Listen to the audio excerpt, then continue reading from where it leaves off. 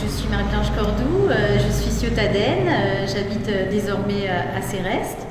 Et donc je présente aujourd'hui mon troisième livre qui s'appelle Le manteau du ciel, qui est un roman.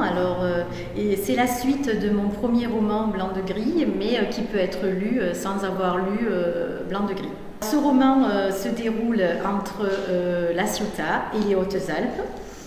Mon héroïne, Chloé, est une jeune femme veuve avec ses 2 enfants. Et donc elle reconstruit sa vie, elle déménage dans son ancienne maison de vacances dans les Hautes-Alpes, près de Gap, à la Bâtie-Neuve. Et donc elle reprend un nouveau travail et un jour, en rangeant sa maison, dans un placard, elle découvre un journal intime.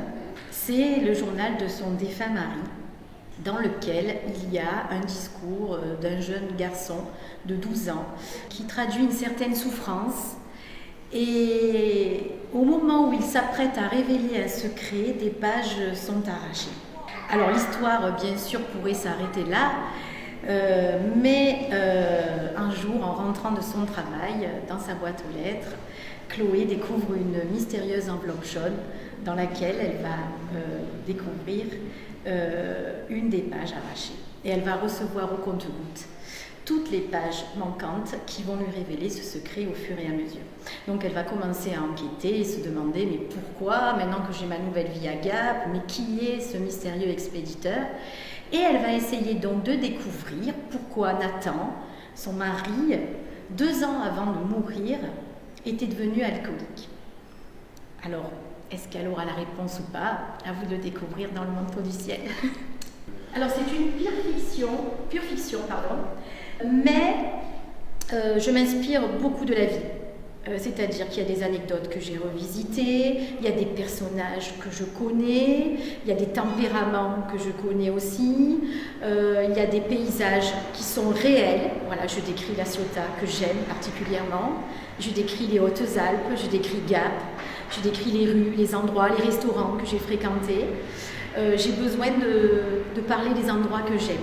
Voilà. Finalement, à la fin, c'est une sorte de roman policier. Alors c'est toujours, voilà, on dit que c'est un roman à intrigue. Voilà. J'essaie de tenir en haleine tout le temps le lecteur. J'ai envie qu'il veuille tourner la page, qu'il veuille savoir. Il y a des rebondissements jusqu'à la dernière ligne. Alors c'est mon troisième livre. Donc je vous disais que le premier c'était aussi un roman à intrigue qui s'appelle Blanc de gris. Et le deuxième, c'est un recueil de 10 histoires, c'est textile au fil des couleurs. Ce sont des plumes de vie où chaque couleur va révéler une émotion, de la peur, de l'humour. Il y a aussi une intrigue policière, un conte philosophique. Et puis il y a une petite histoire aussi qui s'appelle Un thé aux embruns qui se déroule à La Ciotat. Alors j'ai toujours écrit, j'ai toujours aimé écrire. Depuis toute petite, j'écrivais de la poésie. Au collège, j'écrivais des petites histoires et puis ensuite j'ai arrêté. Les études, les enfants, voilà, la famille. Et puis il y a 5-6 ans, j'ai rencontré une amie qui avait fait un recueil de poésie. Et quand je suis allée la voir, je me suis dit mais c'est vrai, tu as toujours voulu écrire un livre, pourquoi pas? Et j'avais envie de parler d'un sujet qui me tenait à cœur, qui est le déni. Donc j'ai essayé de romancer tout ça, de raconter une histoire, un roman avec intrigue.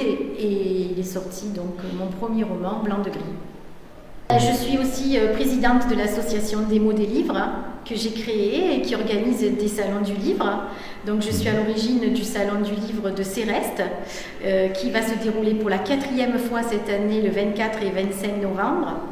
Et notre invité d'honneur sera René Frény.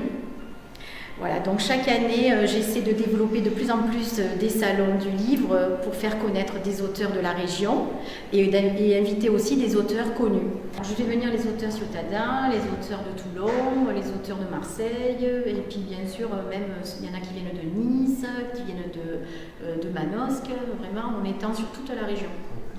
Tout faire connaître nos merveilleux auteurs régionaux. Et je vais forcément acheter parce qu'elle m'a donné le goût pour acheter son troisième livre. Je vais au moins m'essayer à celui-ci.